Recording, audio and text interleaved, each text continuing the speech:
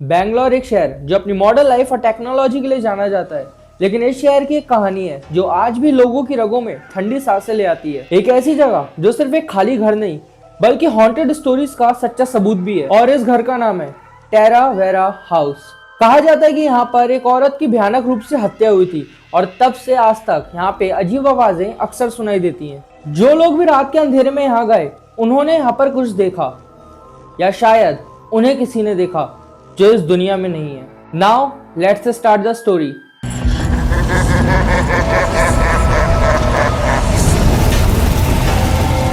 टेरा Vera house Bangalore के Saint Marcus road पर स्थित है और ये वहां का बहुत फेमस बंगला था। और इस बंगले को 1943 में एक वेल्दी एंग्लो इंडियन ईजे वास नाम के आदमी ने बनवाया था। ईजे वास की दो बेटियां थी, डॉल्स और वेरा। उसने इस घर को अपनी दोनों बेटियों के लिए बनवाया था। अपने पिता की मौत के बाद वो दोनों बहनें हाउस हेल्प के साथ इसी घर में रहा करती। लेकिन इन दोनों बहनों की जिंदगी में एक ऐसी घटना हुई जिसने सब कुछ बदल दिया, और ये दिन था 4 सितंबर 2002 का। इस दिन डॉल्स और वेरा अपने अपने कमरों में सो रही थी। तभी लगभग सुबह के 5:30 बजे वेरा को एक चीख सुनाई देती है, और वो चीख और किसी की नहीं, उसकी बहन डॉल्स की थी। वेरा डॉल्स की चीख सुनकर बहुत ज्यादा डर गई। वो भागती हुई डॉल्स के कमरे में गई और वहां का नजारा देख के वो बहुत ज्यादा शॉक हो गई, क्योंकि डॉल्स के रूप में एक आदमी था जो उसको मल्टीपल टाइम स्टैब कर रहा था, कभी उसकी पीठ पर तो कभी उसके पेट पर। वेरा दरवाजे पे खड़ी शॉकिंगली देख रही थी। उस आदमी की नजर जैसे वेरा पे पड़ी वो उसको मारने के लिए भी आगे बढ़ा, लेकिन तभी पीछे से वेरा के हाउस हेल्प आ गए और वो लोग साथ में कुछ डंडे भी लाए थे ताकि अगर कोई चोर हो तो उसको मार के भगा सके। लेकिन जैसे ही उस आदमी ने वेरा के हाउस हेल्प को देखा वो खिड़की से होता हुआ भाग गया।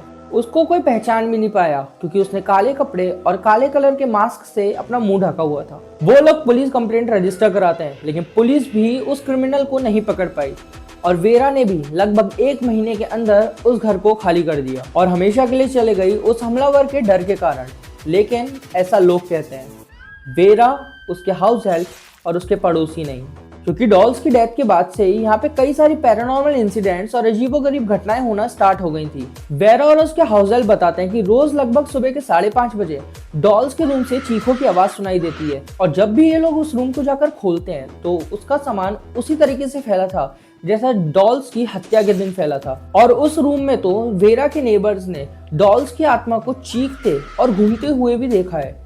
और वेरा के यहाँ से जाने के बाद तो पैरानॉर्मल एक्टिविटीज बहुत ज्यादा बढ़ गई। अब लोगों को डॉल्स की आत्मा पूरे घर में घूमती दिखाई देती थी और उसकी जो चीखें थी वो पूरी सेंट मार्कस रोड पर गूंजती थी। दोस्तों, अब बात करते हैं 12 अगस्त 2009 की, जब यहाँ पर कुछ कॉलेज स्टूडेंट्स आए और उन्हें जब इस घर के बारे में पता चला तो वो लोग सब लोगों को गलत साबित करने के लिए इस घर के अंदर चले गए। लेकिन जब ये लोग अंदर एक्सप्लोर कर रहे थे, इन्हें एक औरत की फुसफुसाने की आवाज सुनाई दी और इन्हें कई बार ऐसा लगा कि कोई साया इनके बगल से होता हुआ चले गया है। ये लोग एक्सप्लोर करते करते डॉल्स के कमरे के पास पहुंचे और उसी समय 5:30 बजे का समय हो रहा था घड़ी में। डॉल्स के कमरे से बहुत तेज तेज चीखों की आवाज सुनाई देने लगी। जैसे ही उन्होंने उस कमरे को खोला, उन्होंने वहां पे डॉल्स की आत्मा को देखा और डॉल्स की आत्मा को देखने के बाद वो लोग बहुत ज्यादा डर गए। उन लोगों ने भागना स्टार्ट किया और वो लोग जैसे तैसे उस घर के बाहर निकले, और जब वो बाहर आए तब से आज तक उनका कोई पता नहीं।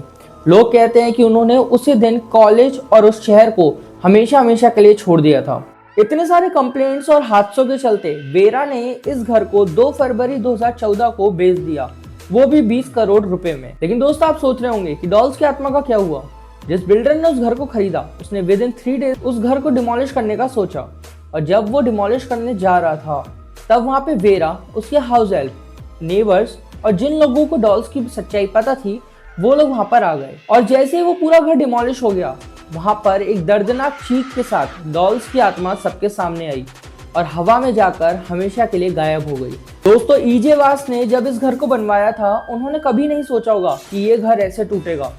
उन्होंने कभी नहीं सोचा होगा कि उनकी बेटी की हत्या इसी घर में होगी। दोस्तों, आज की डेट में ये घर इस दुनिया में नहीं है और डॉल्स का केस भी अनसॉल्व्ड है कहते हैं। लेकिन डॉल्स की आत्मा जब गायब हुई उसके कुछ समय बाद ही वेरा की मौत भी बहुत ही ज्यादा मिस्टीरियस तरीके से हो गई थी और वो अपने घर में मरी पाई गई थी अपने सारे हाउस हेल्प के साथ। अब वेरा के साथ आगे क्या हुआ था उसको जानने के लिए चैनल को सब्सक्राइब करना, क्योंकि कहानी तो अभी शुरू हुई थी।